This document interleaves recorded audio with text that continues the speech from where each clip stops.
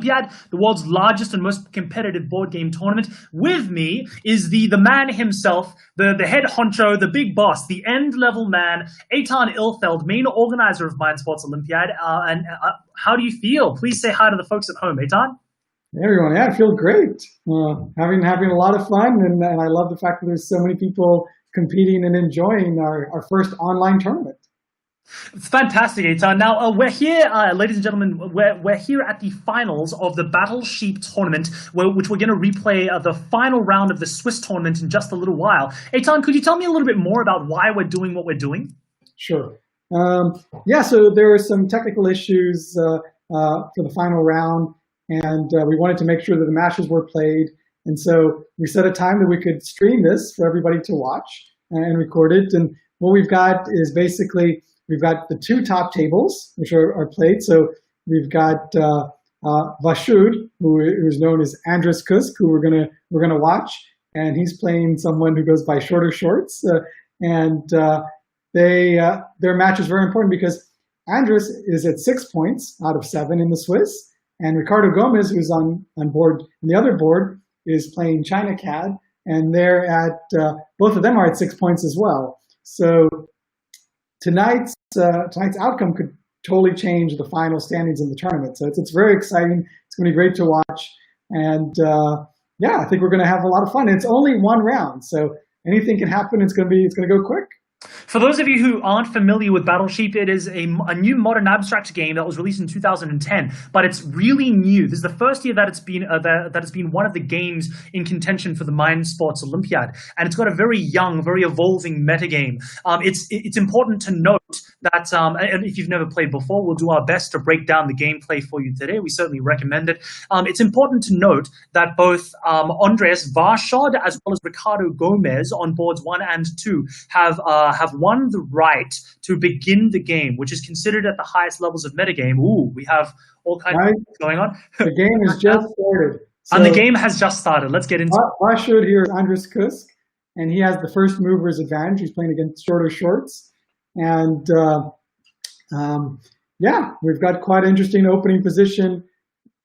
What do you think of the start, Chris? Yeah, so for those of you who haven't joined us before with Battle Sheep, the game is all about pastures and control, and has a lot of similarities to Go. After both players have in hand four tile pieces, and each tile piece has 4 hexes. And the players will themselves take it in turns building the board, which is what we're currently seeing now. Vašud, Andreas Kusk, who is a 3-time Pentamind world champion, or is that 4? I think I might have misspoken. 4 time. He's a 4-time champion. Vašud has the benefit of going first, and he's currently placing his tile. Now it's both players have decided to create this kind of long, narrow kind of setup, which tends to favor. Okay. So let me just jump in for a second. Please say something. There was a new strategy that was discovered in the knockout tournament last week, which was for the second player to try and create a symmetric setup, which is what we've seen so far.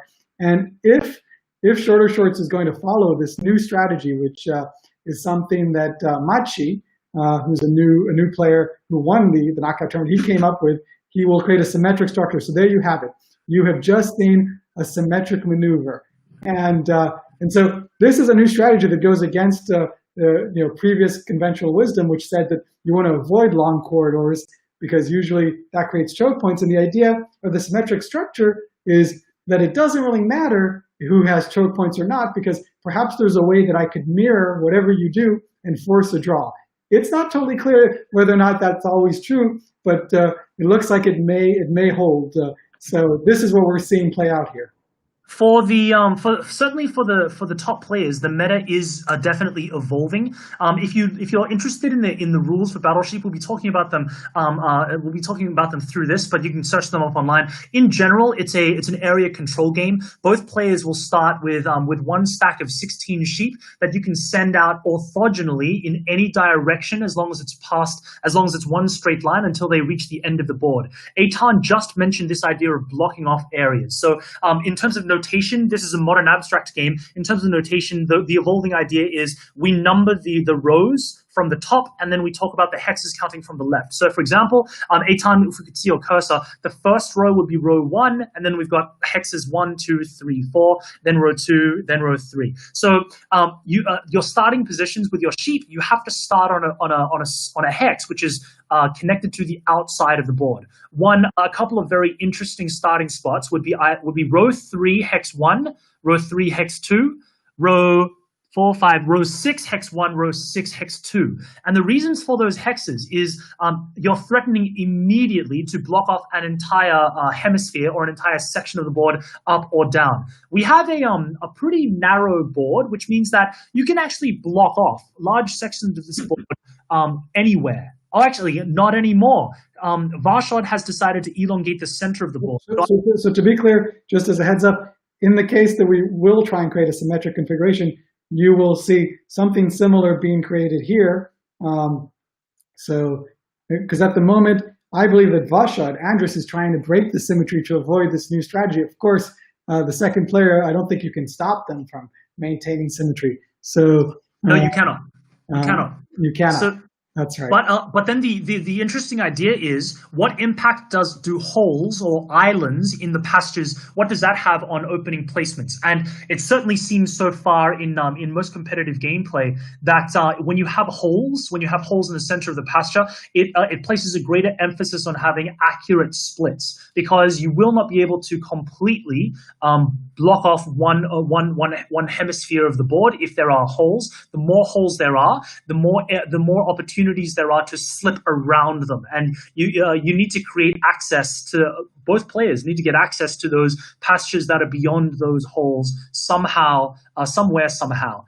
To finish off the thought that I had earlier, we're currently looking at choke points. Choke points are a very big part of this game, and many people believe, and we've got that symmetrical opening, which Eitan was just alluding to earlier. Back to this idea of choke points. So we're currently looking at, even if you started at, say, 3-1 or 3-2, or even 6-3 or 6-4, it doesn't choke off. It doesn't choke off the entirety of the board. What it will do is block off one of these petals, one of these little outer lying places. And I'm going to interrupt myself because we've had Varshad start. This is a big move. 5-4. Right here. Yeah. It's a very. It's not as. And notice the this move, we see complete symmetry. At the moment, has been maintained. Yep. So neither player will be able to block off an entire section immediately, which is really interesting to me. A very strong opening move for Varshad would be to play to 3-2 right now, threatening to play to 4-2 to block off the right-hand side of the board. We will see how, of course, then if he does play to 3-2, if the white pieces do play to 3-2, he's allowing the red pieces to play to 6-1, to 6-3. And I think we're going to see that now. So to be clear, again, the mirror move here would be to go right to 6-3. Absolutely. Yeah. If he does do that, then we still may see a draw. Now, both players have access to, there are 32 hex pieces in this game. And the whole game is about how efficiently you can get your sheep out there. In fact, it might feel like a good thing to have a large stack of sheep. That's actually not true. It's large numbers of sheep are actually the thing that you're looking to attack. Small numbers of sheep, like 2 sheep or 1 sheep with spaces to move, they're actually a lot more powerful. And we do. Okay. So I just want to interrupt and say, this is interesting because even though we were maintaining symmetry, he hasn't split them evenly. So we do see a slight nuance here. We have a deviation, our first major deviation in our gameplay, which is super exciting. So the question is, if we can make it so that your opponent's sheep cannot split, and you're left over with 1 stack of 2 or 1 stack of 3 sheep under these rules, then that's sometimes enough for victory. One of the dangers now is this southeastern petal. Red is threatening a move to 6-4, which will block off that petal. White is threatening that same play at 3-1. And if we can see that, there's still every potential for this game to end up in a draw. However, I mentioned earlier that having holes in the middle of the board requires more accurate splits, and that all needs to be calculated right now. If you're going to send off it would be a mistake, for example, for white to have sent off more than 5 sheep to live in 3-1, because if he did, then he's going to end up with some inefficient sheep. Now the idea is eventually those 5 sheep are going to be going to live in those 4 pastures. Same idea for Shorty Shorts, the red player. That's right. The 5 will offload 4 here, and the 5 will offload 4 here. I have to say, this is looking very drawish at this point. So we will see how things play. In fact, it should be noted that if Varshovd, as white, decides to close this point here, and Shorter Shorts does the same, then they will have completely blocked each other off, and it will just be a matter of taking their time spreading into their, into their corresponding hexagons.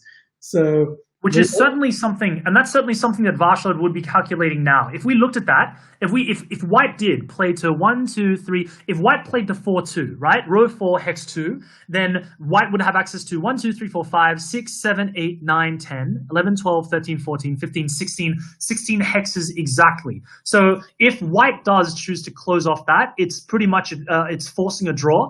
Varshovd right now, because I've spoken to Andres before, right now he's calculating, is there potential to do better than that? What if he sends some sheep off to the left? I think that's actually the key tension that's happening in this board now, is the difference of white having those 8 sheep on row 5. And that's, I think, if red now follows by playing to row 5, hex 3, that's a draw. And we're going to have a draw on our top board. And white should be calculating the same idea of whether to play down with that 7 sheep, or down left or down right. And I don't think that if they do play down left, it's just an out and out mistake. White will be able to steal one of the hexes from red, and that should be enough to win the game. So I think Shorter Shorts is going to calculate that, come to the same conclusion, and this is going to end up being a draw. I believe so as well.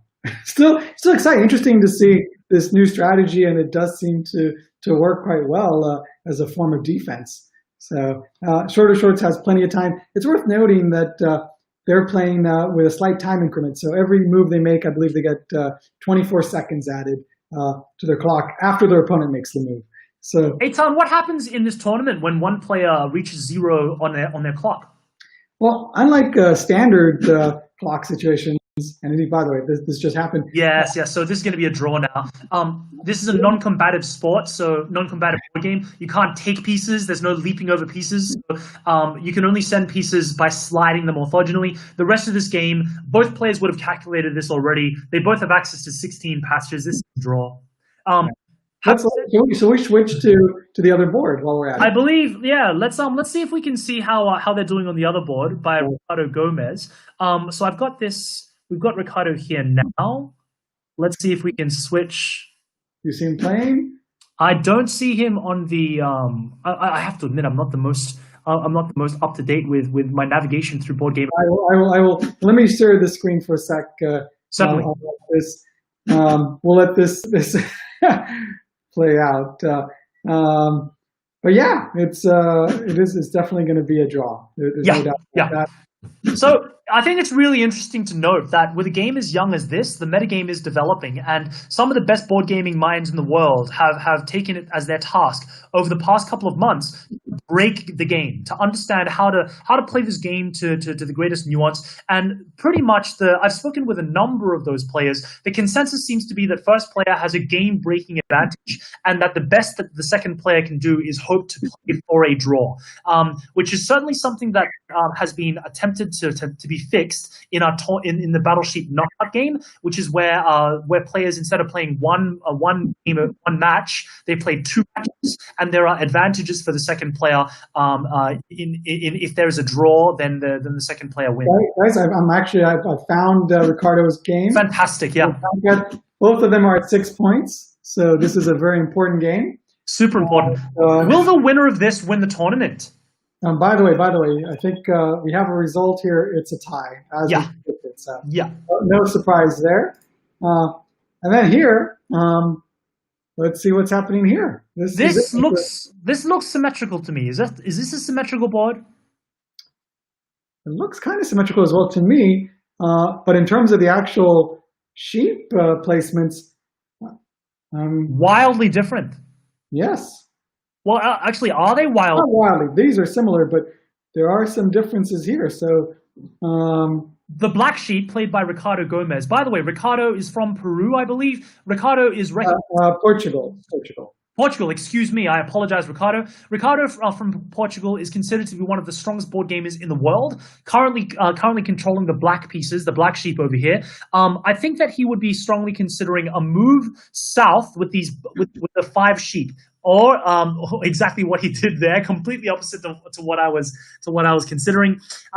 The task that black now has, and the task that red now has, is to unwind these larger numbers of sheep. So the tension points are around the 6 sheep in row 1 hex 3, and the 5 sheep in row 2 hex 5, as well as the 6 sheep. Well, the 2 3 sheeps in the black southern hemisphere, and the 5 red sheep in the bottom right. I think one thing that black is looking to do now is to trap those 5 sheep, to make them so that they're inefficient. So I think that he would be looking at placing towards 1, 2, 3, 4, 5, 6, towards row 7, hex 3, which is the place between the 2, 3 hexes. That's what he's threatening now. So 5. So now the China CAD I'm assuming he's going to send at least 1 red sheep north, so that will be at 1, 2, 3, 4, 5, 6 at row 6, hex 3. That's my prediction here. What do you think, Heitan? Well, first, just a few notes I'd like to mention here. It doesn't look like actually the board is totally symmetric, which is perhaps why we're seeing a deviation here. And I find that interesting, because to me that means that perhaps the China CAD here is playing for a win, potentially a second player. So that's already very interesting here and very ambitious.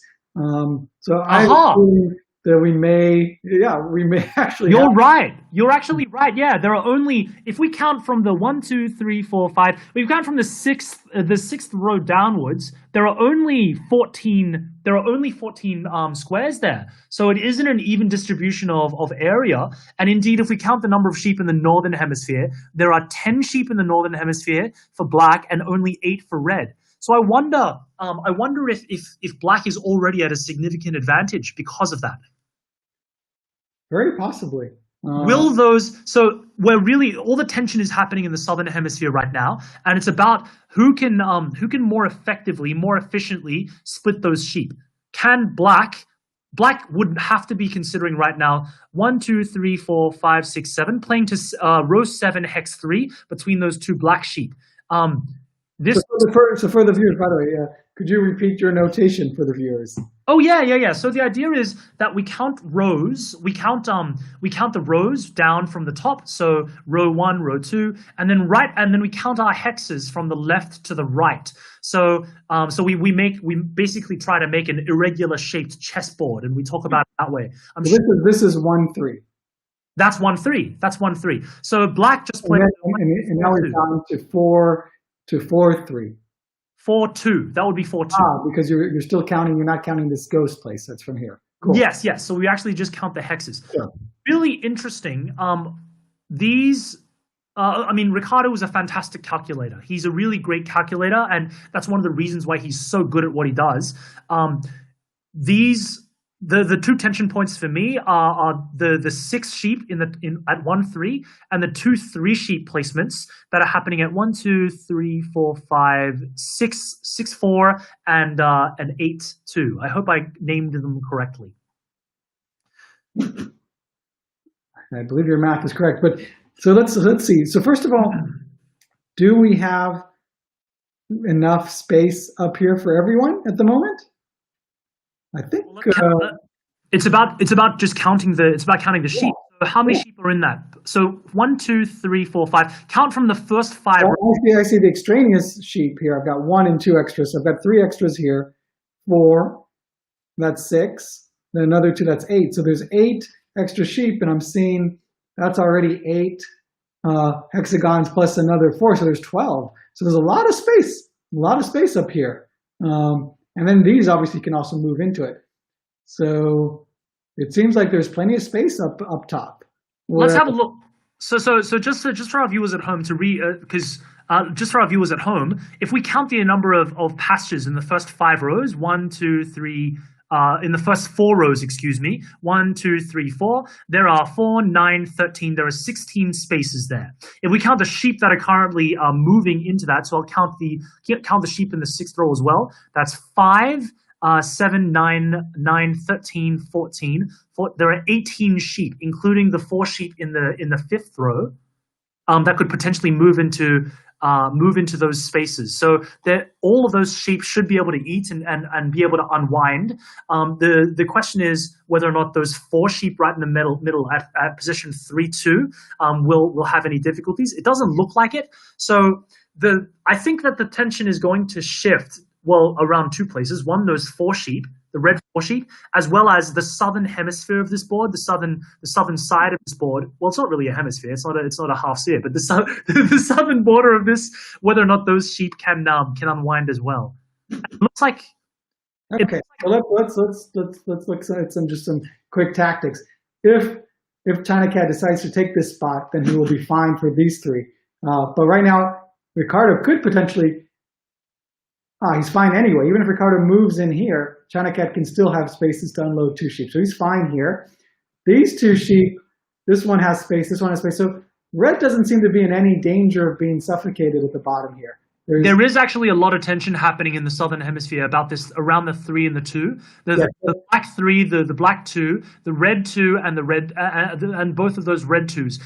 It's about they can steal space from one another, and that's one of the questions that both players will have to answer right now. And it's a really fine question about your observation earlier about the 3 red sheep in the bottom of the board. Yes, so the move just played by Ricardo forces the red sheep to move in one direction, either north or east.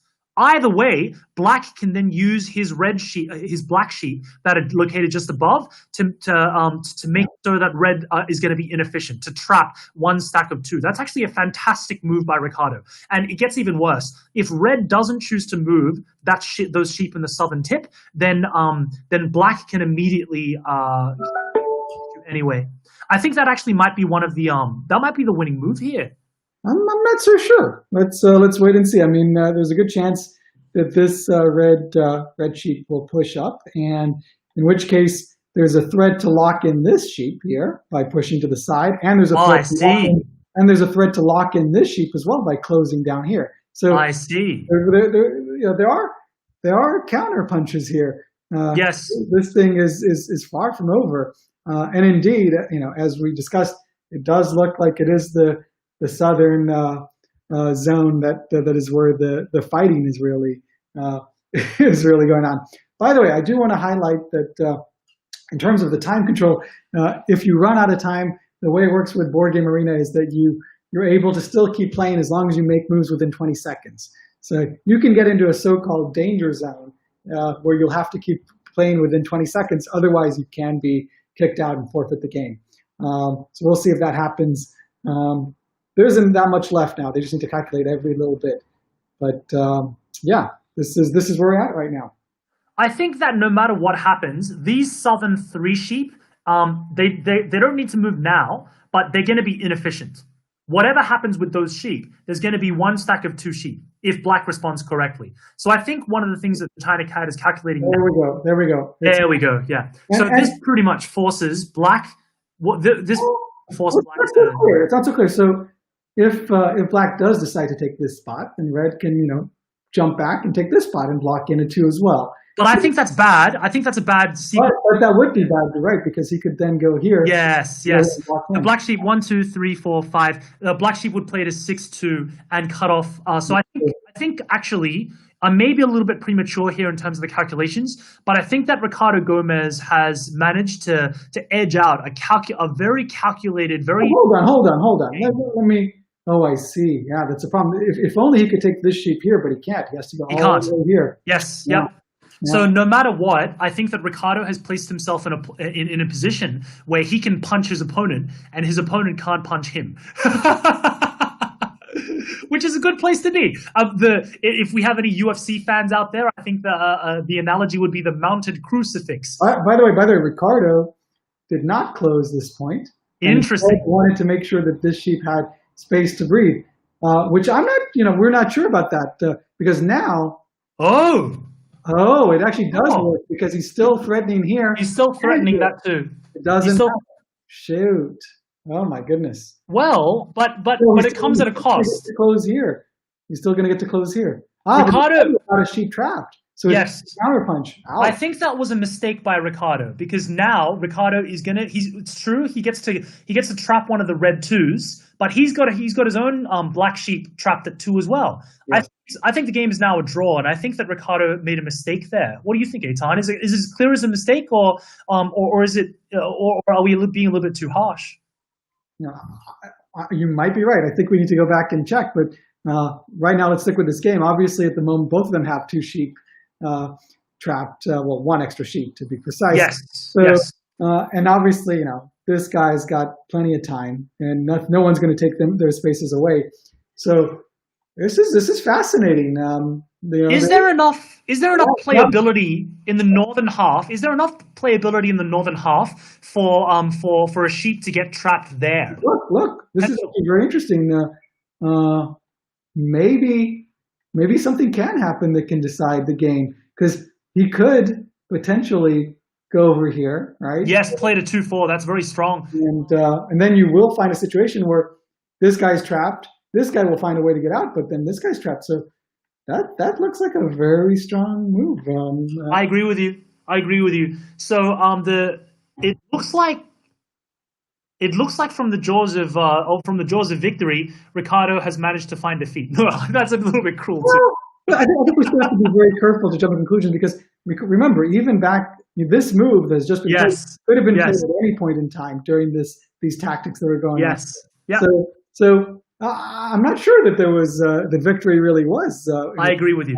I agree. I'm being far too premature. There's still a lot of gameplay, and it's really interesting that for a game that is presumably as simple as Battle Sheep, that all of these ideas about move order and specifically when you split sheep, it's down to a razor's edge. It's such a fine game at the highest levels. And I do have to say, I want to take nothing away from either player. We're seeing players play at the highest levels of gameplay all weekend. But I do believe now that if we think about this entirely, if the red sheep can unwind successfully in the north, I think that's a win for red. Yeah, I think that's right. And this is quite surprising because it's a situation where ChinaCAD has actually chosen to play for a win and avoid symmetry. And despite being the underdog, it looks like they will prevail. One of the great recurring concepts that we see from winners of our tournaments is this idea of resilience, of calculating all the way to the end and not whoa, holy. I'm going to turn off the matrix for a sec. We'll come back 1 second. I wanted to say that let's see. I'm just going to try and find all the info and confirm the standings, the tournament standings. Okay, cool. So let me bring this back up. So indeed, hold on, I'm going to spotlight us again. This is quite dramatic because this is going to change the entire tournament. ChinaCAD, Joseph Mella, is going to win the tournament. Wow. Wow. He's going to jump to 7 points. And extraordinary. Ricardo will stay at 6. So yeah, it is extraordinary. So let me send an invite first of all to ChinaCAD. We're back in the matrix. Back in the matrix. Let me send an invite. Absolutely. In a little while, and I actually really enjoy this capacity that we've got to interview some of our winners. But based on the standings yesterday, the ChinaCAD was not in the final 3 podium places. In fact, one of the reasons why we are replaying this Battle Sheep final round is because we had a number of technical difficulties with players dropping out and not understanding how many rounds there were in the tournament. And the fairest solution here at the Mind Sports Olympiad was to find a way to replay this final round live for us now. And the context of that, the context of the timing of that after the Battle Sheep knockout decision, where a new metagame has been developed, where players get to talk to one another, is super exciting to me. We're watching players evolve their understanding of the game right in front of our eyes. right? Nuke tournaments being dissected right in front of us. You can't get any fresher than that. And actually, that's one of the main draws for a lot of our competitors here at the Mind Sports Olympiad, where we're consistently finding these unearthed new shell games, these new unearthed new games where no meta exists, where no notation exists, where there aren't books written about the game already. And how then are these ridiculously smart people? How are they breaking these games apart? I'm going to spotlight you while I go and invite the winner. So certainly, absolutely. Now, to finish that thought, how are these guys thinking about the game? If you are interested in Battleship, if you'd like to play this game either for free via Board Game Arena, a big shout out to our partners at Board Game Arena for allowing us to play a lot of our tournaments across the schedule on your website. I think the Board Game Arena is a pretty great user interface, and you can play these board games for free with your friends via the internet right now. Making a tournament is entirely free. Speaking of free, if the idea of picking up tips and tricks and fighting it out with the best board gamers in the world, if that's enticing to you, then the Mind Sports Olympiad will continue play all the way up until the 30th of this month. Our registration is entirely free. Simply head to nsoworld.com to register. Check out our timetable. I guarantee you that regardless of what your board game predilections are, what you enjoy, there's likely to be something that you're going to enjoy. Fantastic. Now, in just a little while, Eitan will be inviting our winner, the China Cad, who has shown a great deal of resilience, something which I mentioned earlier in this board game, in order to out-calculate one of the best players in the world. Ricardo Gomez is a gentleman who, actually all of these players have been champions in a number of other games. They're national champions of their own countries. Many of them have competed at the international level across all kinds of different disciplines. I want to say that the level of gameplay at the Mind Sports Olympiad, and one of the key draws is that we have high level of gameplay. Sorry to interrupt. No, please. Allow me to remove this. First, Joe, welcome. Hey. And congratulations. Thank you. I heard Dennis and Andrew tied their game. That's right. Yeah, that's why you've emerged triumphant with gold. So quite impressive. And what was interesting to watch, by the way, because we started with their game, and we saw that Dennis used this defensive drawing technique potentially to try and maintain symmetry, and he was able to pull that off. But then when we went to your game, we thought, is Joe going to try and do that? And lo and behold, we saw, whoa, things are looking different here. So tell us, what was going on? You obviously were not playing for a draw. Yeah, that's correct. I was playing for a win. If I drew, then I had no way to win the tournament. And you wanted to win. Yes. I'd like to just add a couple of seconds here. First of all, China Cad Joe, massive congratulations on first of all, a pretty difficult format for you to play through all of those rounds a couple of days ago through Battleship, and then to come back, having braved all of these tournament difficulties, to take out the win, coming from the second place position, which a vast number of the top players have reached consensus as being playing second in Battleship is a pretty big disadvantage.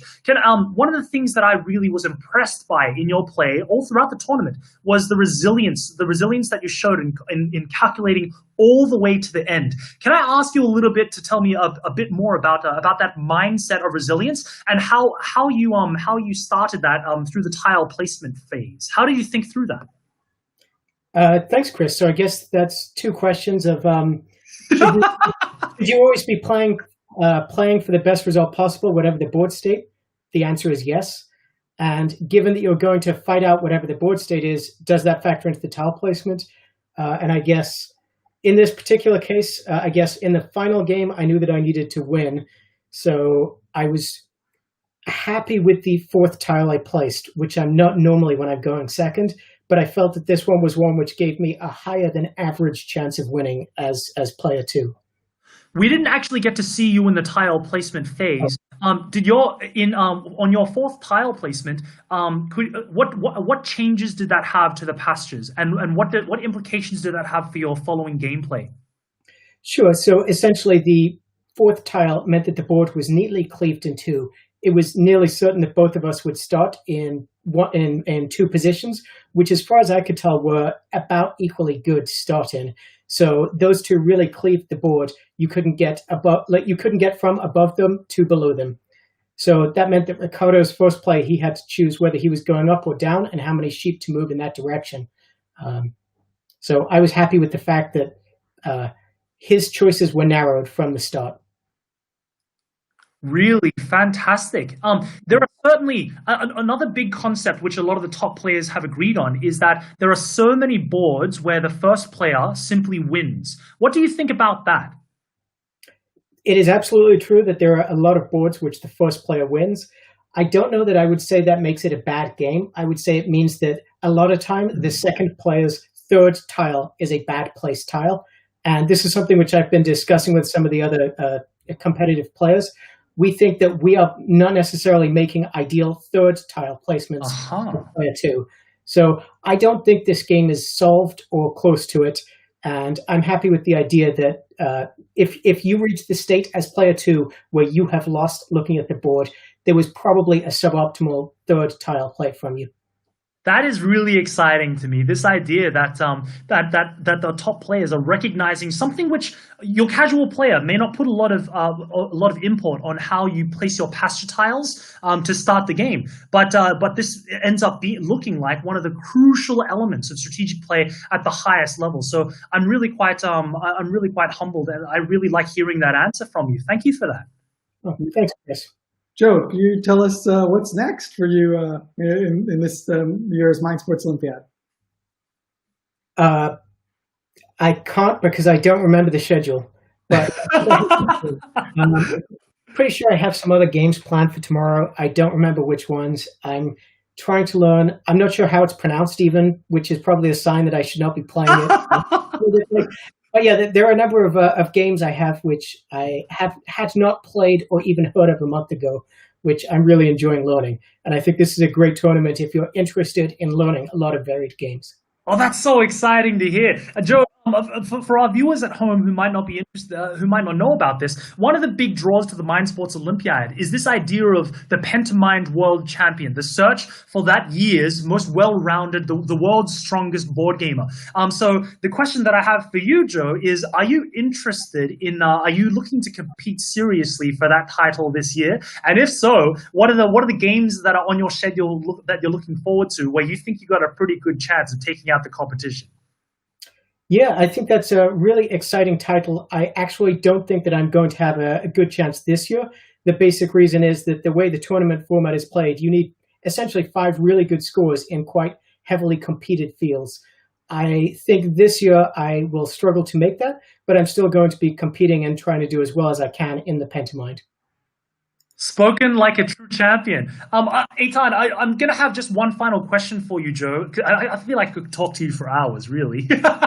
My final question is, if you demonstrated a really, really high level of play across a game which might, on the surface, look quite simplistic, and you've managed to talk through a lot of these great strategic ideas. If there are other young gamers out there who have ambition pumping in their hearts, who are filled with passion about this idea of wanting to be the best board gamer possible, what piece of advice would you give to them if they're wanting to prepare next year for the Pentamind World Champion or the Mind Sports Olympiad in general? I guess I should probably give a shout out here to a couple of friends who I've been training with. So yeah, Jordy and Christian Dennis, thanks for the practice games. I guess the advice I would give to anyone who is looking to compete next year is it's much more fun to train if you're playing with people you get along with and who you're enjoying discussing the games with. I think that helps, and I think that makes it a more fun thing. Cool. We love it. By the way, I can't help but noticing the optical illusionary art with the cards behind you. Is that one of those things where if you move the camera, like you move your eyes, it looks different from different angles? Yes, it is. Can you show us? Can you show people? We'd love. Are you able to either bring it over or move the laptop and show that effect? It doesn't really work very well when you're on camera. It works much better in person. Let me see. Let's see. So I think if you get a little bit farther back and like shift perspective, move it left and right is the idea, right? Yeah. Yes. Okay. A little bit like that.